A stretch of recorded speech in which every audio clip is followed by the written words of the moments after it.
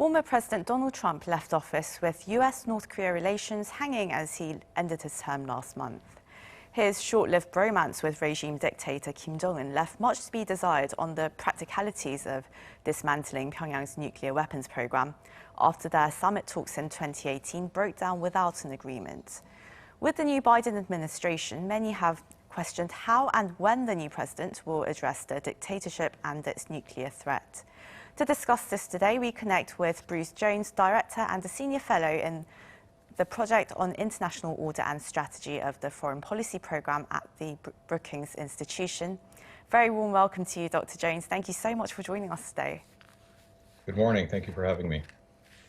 Well, North Korea, of course, how President Biden is going to deal with the regime, that's been the question in the minds of officials here in South Korea. And while your Secretary of State, Tony Blinken, he reaffirmed that the US will conduct a full review of its North Korea policy, some here are still worrying that it might take time for the president to actually focus on the issue, given the urgency of the domestic issues he has on hand right now. Do you share this concern? And when he does get to addressing foreign policy, what do you think he'll really prioritize? I don't share that concern. They will review where things stand.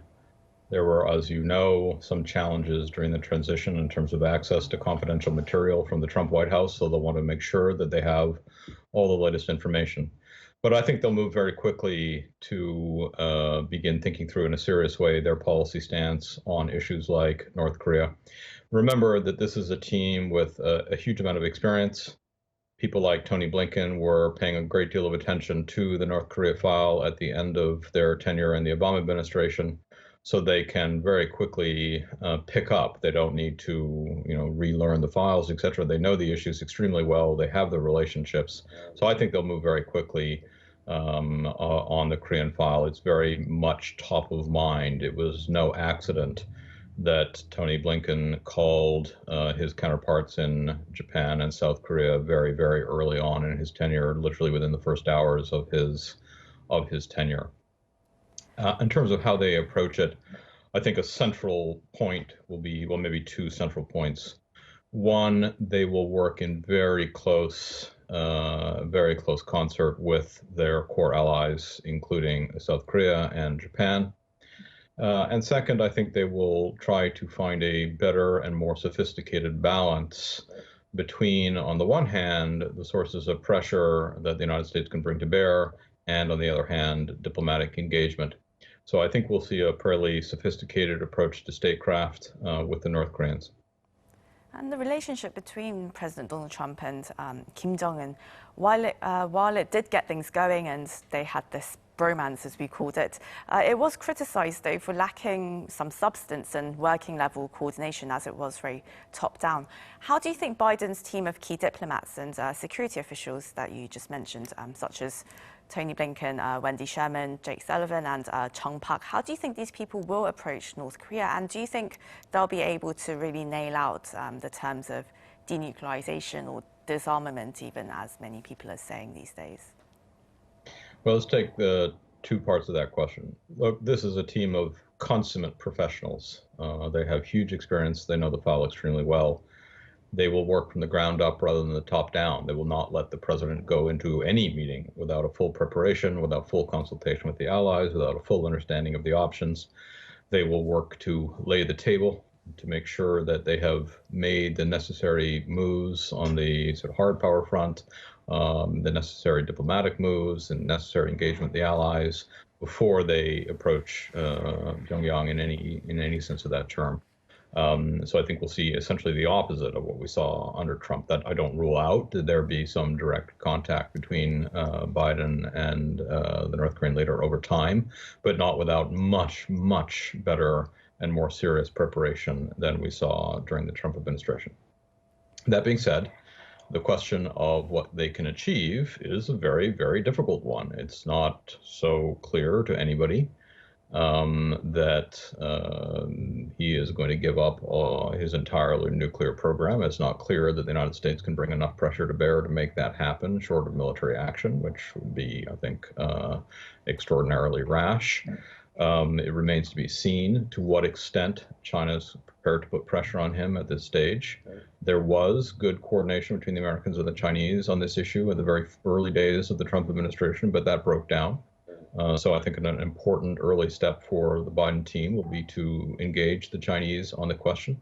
But I think the first moves will be to engage Seoul and Tokyo on the issues.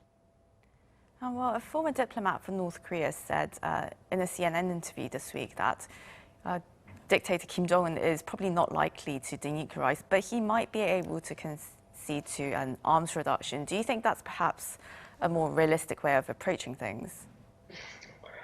It'll be a major debate. There are certainly people inside the new team who believe that the objective should be full denuclearization. And there are others who believe that that's not realistic, absent large-scale military action, which they don't particularly want to have to contemplate.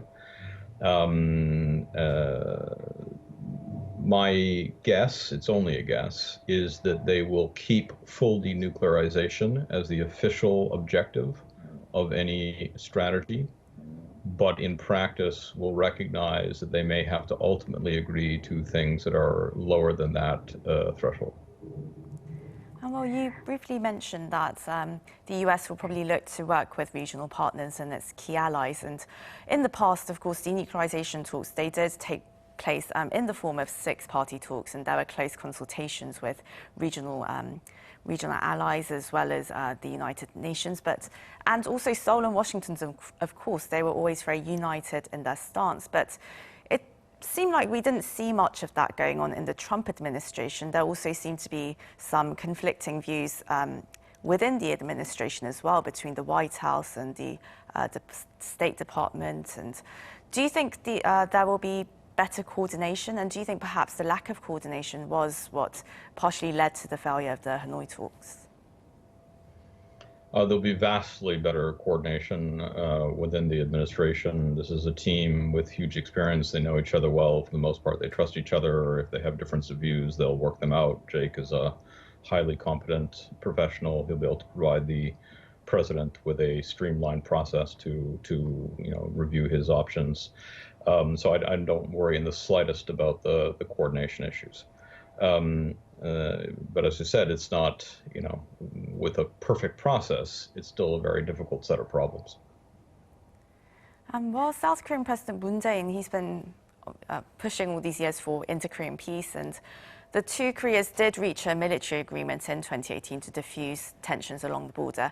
But since then, North Korea's launched several missile tests, and they've constantly made threats aimed at the South, and the US too, of course.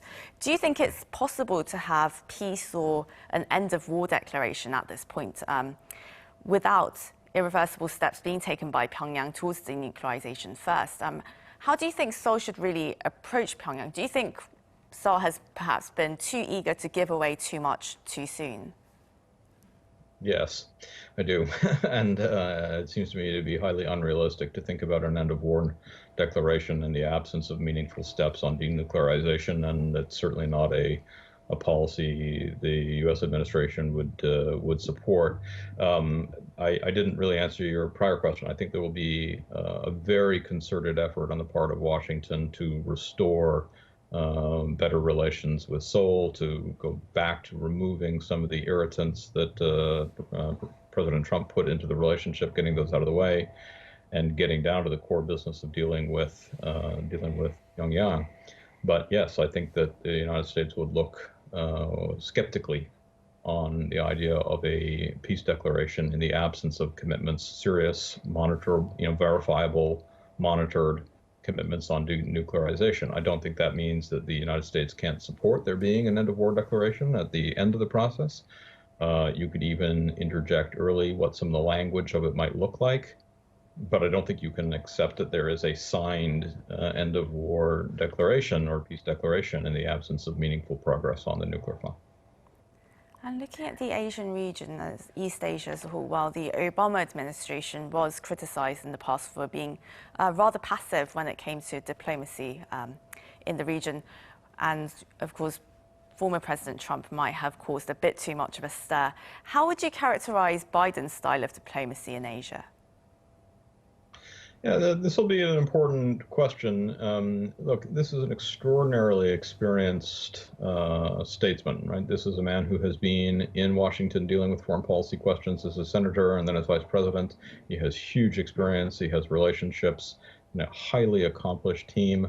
I don't have the slightest hesitation about their ability to forge effective strategy that blends military instruments, diplomatic instruments, economic instruments, etc. However, relative to even when they when they left office 4 years ago, China is stronger militarily, stronger diplomatically. The United States is weaker diplomatically and weaker economically. And so, they're not in a perfect position by any means. They have to work very hard to project serious and sustained American leadership in the region. It's perfectly possible they will succeed. They're highly competent, but there are deep challenges, and the overarching question of how they will deal with China's increased assertiveness in the region and beyond the region will be a driving force in Biden's foreign policy. And of course, your president's emphasized the importance of working with its allies in the Indo-Pacific region. And relations between South Korea and the US were quite tested over the course of Mr. Trump's presidency due to him questioning the terms of our bilateral FTA and the shared defense costs, of course, of keeping American soldiers on Korean soil. Do you see the relationship warming between President Biden and President Moon? Yes, I do, and probably quite quickly, and it'll be a high priority for the team. I don't want to say that those issues go away altogether. I mean, the FTA is behind us. I think the Biden administration will move very quickly to remove some of the more extreme and slightly absurd requests from the Trump administration on the cost sharing on the defense piece. But the pressure is on the United States to share economically the burden of providing security in Asia and Europe are real. They don't come just from the president. They come from the reality of the American situation and from the reality of American politics. So some of those pressures will stay. The diplomacy will be much better. The key question will be whether they can forge a common view on where it is that the North Korean situation should end, or the sort of South-North situation should end. And they come at it from slightly different starting points, to be sure. So they will have to do hard work to find common ground there. And President Biden, he's made it very clear that he wants to revive US leadership in the world, as well as the spirit of multilateralism in the face of many global challenges. What do you think are some common values that the US and South Korea share, and what do you think the countries could cooperate on?